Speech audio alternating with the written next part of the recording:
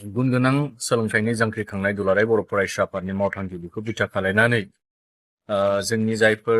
थाखो 9 आरो थाखो 10 आव फरायबाय थानाय फरायसा बिथांमोनखौ सानखान्थि, गोरलै बिगियान आरो इंराजि ग्रामार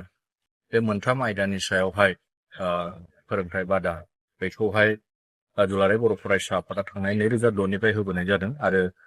बे थांखि बायदियैनो सालाकाटि दख'र दुलाराय बर' फरायसा आफादनि बानजायनायाव दिनैहाय बे प्रि सामार कचिं केम्प गोलोम बोथोरनि बेसेन नाङै फोरोंथाय बादा बेखौ बेखेवनाय जादों। दा बेवहाय सोब जोंनि फरायसा बिथांमोनखौ फोरोंनो थाखाय जोंनि फोरोंगिरि जाय बिथांमोनहा दिनै बाहागो लाफैदों बिथांमोनखौ आं साबायखर बावदों। गिबियावनो जोंनि फंबाय बिनानावमोनखौ क्वालिटि गुन गोनां सोलोंथाइ होनो थाखाय आरो जोंनि ओनसोलनि साफ्रोमबो फरायसा बिथांमोनखौ सासे जयगथा सुबुं बानायनो थाखाय जेबादि थांखि लानानै दिनै दख'र आफादा खामानि मावदों फैबाय थानाय समाव निस्सय जोङो बे ओनसोलनि फरायसाफोरखौ सासे सुबुं सम्पद जों मोनहैनो हागोन आरो दिनैनि मुलुगा बेखौनो हास्थायदों आरो बेजोंनो लोगोसे दिनै दुलाराय बर' फरायसा आफादा खारफादों। दिनै सासे सादारन सुबुंखौ दिनैहाय माने जे सादारन सुबुं आरो सासे जाफुंसार जानाय सुबुं बेनि सायाव गोबां डिफारेन्स थायो, जायनि थाखाय जोंबो दिनै सासे मोजां जाफुंसारनाय सुबुं दिहुननो थाखाय बा गेरेमसा बर' माहारि दानो थाखाय जे बड'फा उपेन्द्र ब्रह्मआ जोङो माखासे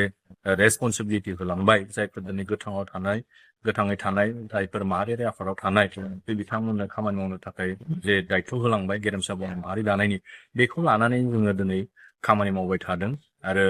जों फैबाय थानाय समाव जोंनि फंबाय बिनानावमोन जायफोर दिनै फरायबाय थादों बिथांमोनखौ लामा दिन्थिनायनि जे दायथ' बेखौ लानानै जों दुलाराय बर' फरायसा आफादा आवगायबाय थादों। थांनाय गोलाव समाव जोंनि सेनियरफोर जायफोर दिनै हाबा मावनानै दिनै रुंसारि जालांबाय आरो जायफोर दिनै बिथांमोनहा आन्दलनजों जड़ित थानानै फरायनो मोनासै बा दिनै मोनसे जोंनो बिथा सोरजिनांगौनि थाखाय सोमावसारबोनानै बिथांमोनहा नांगौ रोखोमनि बिथांमोना सोलोंथाइ लाबोनो हायासै। दिनै जोङो दिनैनि ग्लबेलजों बा दिनैनि मुलुगजों जोङो जुजिनांगौबा बा नांथाबनानै थानांगौबा सुबुं सम्पद बा गावखौ जोङो एस्टाब्लिश बा जारिमिन हिसाबै जों सोरजिनांगौबा दिनैनि थारिखआव जोङो बयबो गाव गावबाव नाजानांगोन आरो बेखौनो दिनै दुलाराय बर' फरायसा आफादा जोंनि साफ्रोमबो फंबाय बिनानावमोनखौ जोङो सासे आखा फाखा सुबुं खारनाय बारनायाव जेरैबायदि जोङो आखा फाखा नांगौ बा सोलोंथाइ बिथिङावबो जोङो आखा फाखा खालायनो थाखाय बा फारफ्रोमबो बिथिङाव आखा फाखा खालायनो थाखाय जोङो खामानि मावदों आरो दिनै बे कचिं केम्पखौबो जोङो बेनि गेजेरजों जोंनि फंबाय बिनानावमोनखौ